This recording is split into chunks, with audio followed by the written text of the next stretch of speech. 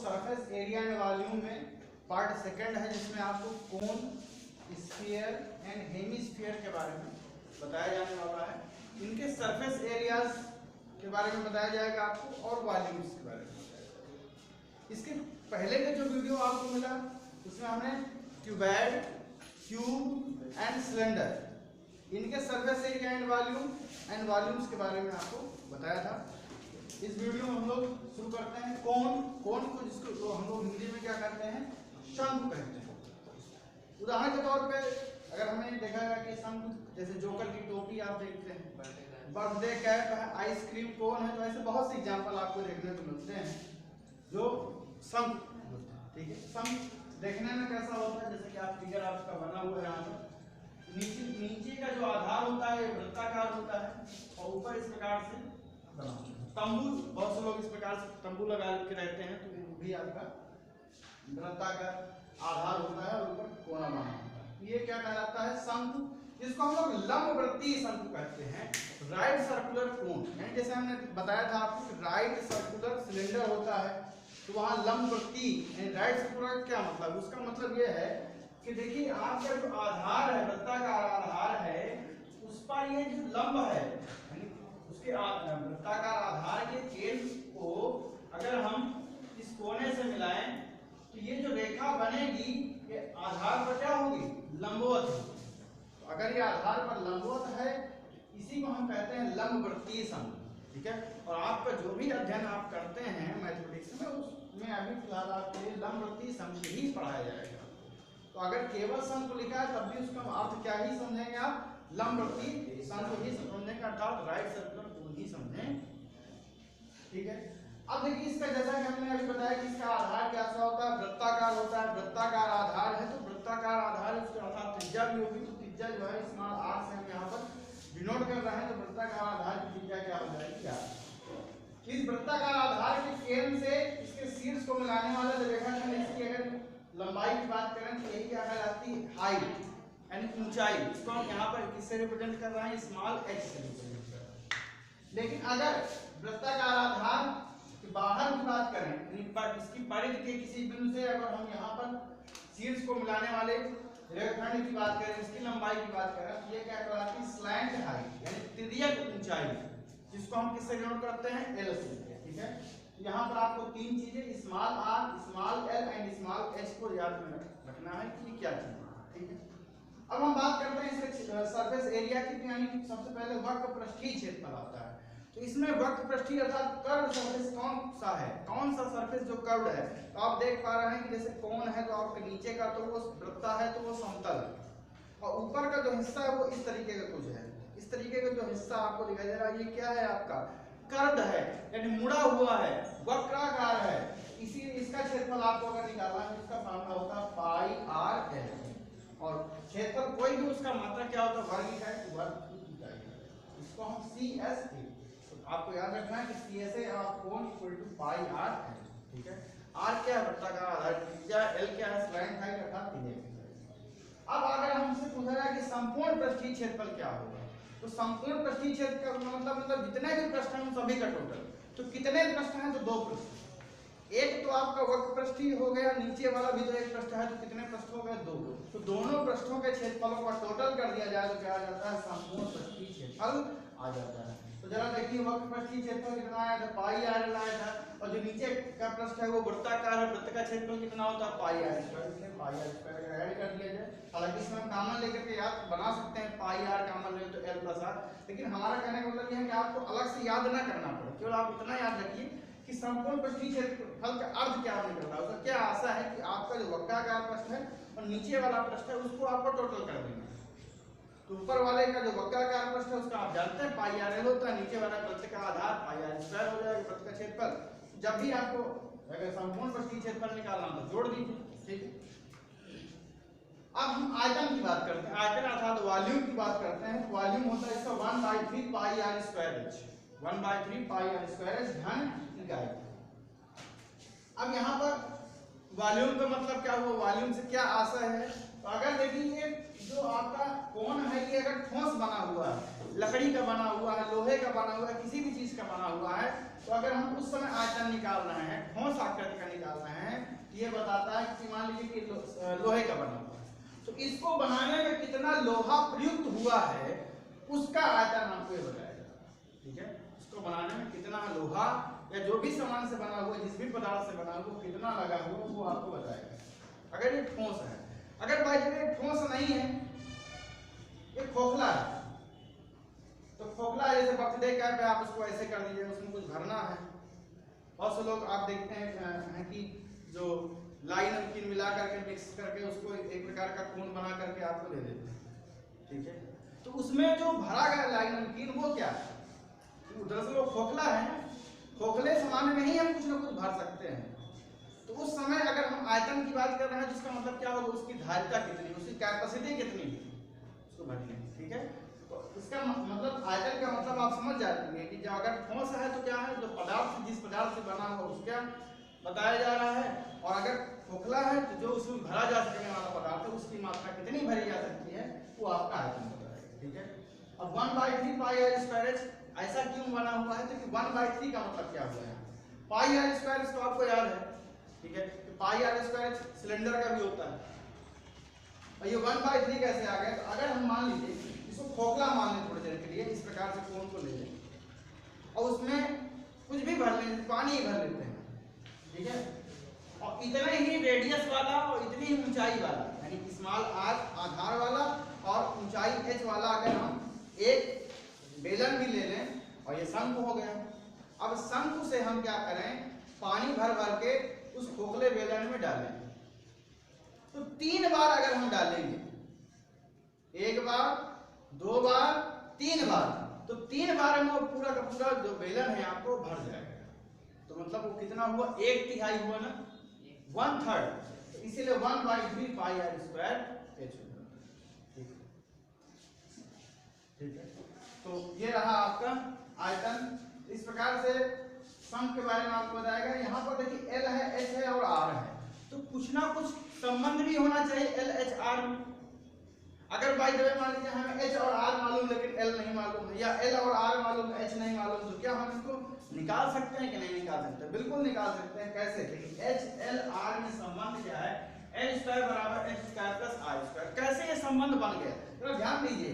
अगर हम यहाँ पर देखें, ये यहाँ 90 अंश कोण है, ये क्या बन रहा है, एक समकोण त्रिभुज बन रहा है ना, और समकोण त्रिभुज का कर्ण में आप जानते हैं 90 अंश के कोण के ठीक सामने वाली भुजा क्या कहते हैं, कर्ण कहते हैं। तो ये जो स्लैंट हाइट है, तिर्यक ऊंचाई है, वही L क्या हो जाएगी, यहाँ पर कर्ण का काम करेगा, और ये दोनों भुजा क्या करेंगे, लंब और आधार का काम करेंगे। तो पाइथागोरस प्रमेय के अनुसार आप जानते हैं कि कर्ण का स्क्वायर बराबर होता है लंब का स्क्वायर धन आधार का स्क्वायर, इसीलिए L स्क्वायर बराबर H square plus R square.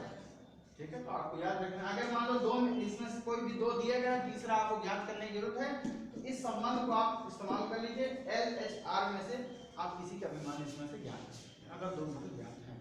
ठीक है, अब आइए हम शुरू करते हैं। यहाँ पर स्फीयर यानी जिसको हम लोग गोला कहते हैं। देखिए, गोला और वृत्त ये दोनों अलग अलग चीजें हैं। वृत्त जो है अर्थात सर्कल जो है वो 2 डायमेंशनल है, और जो आपका गोला है वो 3 डायमेंशनल है। जैसे हम वृत्त की बात करें, वृत्त का उदाहरण क्या मिलता है, जैसे मान लीजिए हमारे पास कोई अंगूठी किसी ने पहन रखी है, कोई रिंग पहन रखा है, तो उसकी जो आकृति बन रही है वो क्या है, वृत्ताकार है। लेकिन अगर कोई हमारे पास गेंद है, ठीक है, तो अगर कोई गेंद है, लड्डू है, लड्डू की आकृति है, ठीक है, वो सब क्या है, गोले में आते हैं, वो वृत्ताकार नहीं कहा जाएगा। तो इसलिए गोले और वृत्त में अंतर, हालांकि अंतर और भी है, आपको अलग से बताया जा सकता है, लेकिन फिलहाल हम यहाँ पर केवल गोले पर चर्चा करने वाले हैं। तो देखिए, गोला का ये क्या है, केंद्र। तो जैसे वृत्त में त्रिज्या होती है, तो उसी प्रकार से गोले में भी त्रिज्या होती है। अब गोले का केंद्र होता है जैसे वृत्त का केंद्र होता है, तो यहाँ पर ये क्या है, गोले का केंद्र है, केंद्र से उसकी परिधि को मिलाने वाली जो रेखाखंड की लंबाई वो क्या कहलाती है, त्रिज्या कहलाती है। तो मान लीजिए त्रिज्या स्मॉल r है, ठीक है। तो वृत्त ये गोले में हम वक्र पृष्ठीय क्षेत्रफल या फिर क्या संपूर्ण पृष्ठीय क्षेत्रफल हमने कह दिया बराबर है। अब ऐसा क्यों कह दिया है, ध्यान दीजिए। किसी भी जब हम क्षेत्रफल की बात करते हैं, पृष्ठ का क्षेत्रफल की बात करते हैं, तो ये देखा करते हैं उसमें कितने पृष्ठ हैं। जैसे आपने देखा घनाभ हो या फिर घन हो, उसमें कोई भी वक्र पृष्ठ था नहीं था, तो वहां पर हमने वक्र पृष्ठीय क्षेत्रफल आपका नहीं कहा, वहां संपूर्ण पृष्ठीय क्षेत्रफल और पार्श्वफल को कह दिया गया।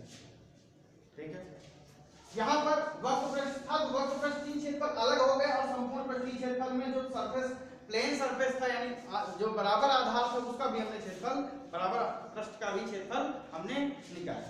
लेकिन यहाँ पर क्या है, यहाँ तो केवल एक ही सरफेस है। आप मान लीजिए गेंद लेते हैं तो गेंद के चारों तरफ आप देखते हैं तो हर जगह कैसा होता है, वक्राकार होता है, कहीं कोई प्लेन सरफेस नजर आता है, कहीं नहीं नजर आता है। तो इसीलिए वक्र पृष्ठीय क्षेत्रफल कहा जाए चाहे संपूर्ण पृष्ठीय क्षेत्रफल कहा जाए, बात एक ही है। किसके लिए, गोले के लिए। ठीक है, और इसका सूत्र क्या होता है, 4 पाई r स्क्वायर वर्ग इकाई। ठीक है, तो CSA and TSA both are same for sphere and both are equal to 4 pi r square. ठीक है, अब आयतन की बात करते हैं हम लोग। आयतन की बात कर लेते हैं तो इसका आयतन क्या होता है, 4/3 पाई r क्यूब घन इकाई। ठीक है, यहाँ पर भी आयतन से अगर हमें आशा की बात करें तो अगर ये ठोस गोला बना हुआ है तो जिस चीज से बना हुआ उस पदार्थ का की मात्रा कितनी है, उसका पदार्थ कितना है, उसका आयतन निकलेगा। और अगर मान लीजिए ये गोला खोखला है और अंदर इसकी कुछ चीजें भर दी जाती है, जैसे आप देखते हैं गुब्बारा, बहुत से लोग क्या करते हैं बच्चों के खेलने के लिए गुब्बारे में पानी भरते हैं और इसी प्रकार गुब्बारा, तो अब उसके अंदर कुछ भरा हुआ है, तो अगर हम आयतन की बात कर रहे हैं तो अर्थात उसकी बात हम ये कर रहे हैं कि उसके अंदर जो चीज भरी हुई है उसका आयतन क्या होगा, या वायु भी भरी हुई तो उस वायु का आयतन क्या हो जाएगा। आप गेंद खरीद के लाते हैं, गेंद के अंदर अगर कुछ भरा हुआ है, वायु भरी हुई है, तो उस वायु का आयतन क्या हो जाएगा, वो कितनी वायु है उसका यहाँ पर मतलब हो जाएगा आपका आयतन। तो 4/3 पाई r क्यूब आप याद कर लेंगे घन। ठीक है, तो ये रहा आपका स्फीयर। अगला है आपका हेमिस्फीयर, जिसको हम लोग अर्धगोला कहते हैं। मान लीजिए हमारे गेंद खेलते खेलते कभी फट जाता है और गेंद बीच से ही फट गई, 2 खंडों में हो गए, तो आपका एक खंड कैसा दिखाई देता है, इस प्रकार। और भी अगर आपको देखना है, जैसे मान लीजिए अब कोई लड्डू की जो आकृति होती है वो गोले की आकृति होती है, अब उसको कोई बीच से चाकू से बराबर से काट तो वो आकृति कैसे दिखाई देगी, इस प्रकार से। ठीक है, तो अर्धगोला होता है। ठीक है, अब इसका जो आधार आपको नजर आ रहा है ऊपर का, वो वृत्तीय आधार होता है, समतल होता है, और ये वाला पृष्ठ कैसा है, क्या त्रिज्या बदलेगी, क्या त्रिज्या तो वही रहेगी ना भाई, त्रिज्या तो उसमें भी त्रिज्या उसमें भी है। तो इस जो अर्धगोला है इसकी भी त्रिज्या क्या है, स्मॉल r है, और जहां से आप कट कर रहे हैं तो वृत्तीय आधार बन रहा है, तो वृत्तीय आधार की भी त्रिज्या क्या होगी, स्मॉल r ही होगी, ध्यान दीजिए। ठीक है, तो दो चाहे वृत्त का क्षेत्र जो यहाँ पर दिखाई देगा वृत्त, उसकी भी त्रिज्या स्मॉल r है, और जो अर्धगोला है उसकी भी त्रिज्या क्या है, स्मॉल r है। क्यों, क्योंकि हमने जो गोला है आपका उसका बिल्कुल ऐसी जगह से काटा है कि हमारा जो काटने वाली चीज है वो केंद्र से होकर के जाता है। अब आप मान लीजिए यहाँ से काट देंगे तो थोड़ी ना ऐसा करेंगे, हम यहाँ से नहीं काटने की बात कर रहे हैं, हम कहाँ से काटेंगे, बिल्कुल बीच से, बिल्कुल बीच से काटेंगे, अर्थात ऐसे जो बीच जिस समतल से हम उसको काटेंगे वो कहाँ से होकर के जाएगा, केंद्र से होकर के जाएगा। ठीक है, तो इस कंडीशन में क्या है, अर्धगोला। अब इसमें देखो वक्र पृष्ठ भी है और संपूर्ण पृष्ठ भी है। क्यों, क्योंकि वक्राकार पृष्ठ भी है और समतल पृष्ठ भी है। तो अगर हमसे केवल वक्र पृष्ठीय क्षेत्रफल की बात कही है तो ये वाला पृष्ठ देख सकते हैं आप, ये जो पृष्ठ आपको दिखाई दे रहा है ये वक्राकार है। वक्र पृष्ठीय क्षेत्रफल अर्थात कर्व सरफेस एरिया CSA इसका आधा हो जाएगा। टोटल कितना होता था, 4 पाई r स्क्वायर होता था, उसका आधा कर दिए 2 पाई r स्क्वायर। लेकिन जब संपूर्ण पृष्ठीय क्षेत्रफल अर्थात टोटल सरफेस एरिया TSA की बात होती है तो कितना हो जाएगा भाई। अब देखो हम जानते हैं कि संपूर्ण पृष्ठीय क्षेत्रफल कैसे निकाला जाता है, सभी पृष्ठों का क्षेत्रफल टोटल कर दिया जाता है। वक्र पृष्ठीय का क्षेत्रफल कितना आया था, 2 पाई r स्क्वायर, भाई टोटल 4 पाई r स्क्वायर था वक्र पृष्ठीय, यानी आधा तो कितना हो जाएगा 2 पाई r। आपने देखा भी यहाँ पर। लेकिन अगर हमें संपूर्ण निकालना है तो फिर एक पृष्ठ और है, वो पृष्ठ कैसा है, वृत्ताकार। यहाँ पर देखो ये वृत्त है ना, इसका भी तो क्षेत्रफल होगा, वृत्त की त्रिज्या क्या है, स्मॉल r, तो इसका क्षेत्रफल कितना हो जाएगा पाई r स्क्वायर। तो इसको जोड़ दीजिए इसी में। अब जब जोड़ेंगे तो 2 पाई r स्क्वायर में पाई r स्क्वायर जोड़ने में कितना आ जाएगा, 3 पाई r स्क्वायर। ठीक है। इसीलिए संपूर्ण पृष्ठीय क्षेत्रफल TSA कितना हो जाता है 3 पाई r स्क्वायर वर्ग मीटर। ठीक है। इसके आयतन की बात करें तो अब इसका आयतन कितना है, तो 4/3 पाई r क्यूब था, तो उसका आधा हो जाएगा ना। तो फिर 1/2 से इसमें अगर गुणा कर दिया जाए, देखिए 4/3 पाई r क्यूब में हमने किससे गुणा कर दिया 1/2, 1/2 मतलब आधा। जब गुणा करेंगे तो 2 गुना 4 कितना आ जाता है 2/3 पाई r, तो 2/3 पाई r क्यूब धन ये आ जाता है आपका हेमिस्फीयर का अर्धगोले का। ठीक है। तो इस प्रकार से आपको इस वीडियो के माध्यम से कोन के बारे में, स्फीयर के बारे में और हेमिस्फीयर के बारे में बताया गया, और इनका यहाँ पर हमने पृष्ठीय क्षेत्रफल और आयतन दोनों के बारे में अध्ययन किया है। और आपका टोटल 6 चीजें आपको बताई जा चुकी हैं अब तक। अब हम इसके बाद की वीडियो में आपको एक्सरसाइज शुरू करेंगे, जिसमें हम सबसे पहले एक्सरसाइजेज है वो सरफेस एरिया पर है, उसके बाद में जो एक्सरसाइजेज है वो वॉल्यूम पर है। तो आई होप आपको सारी चीजें समझ आ गई। धन्यवाद।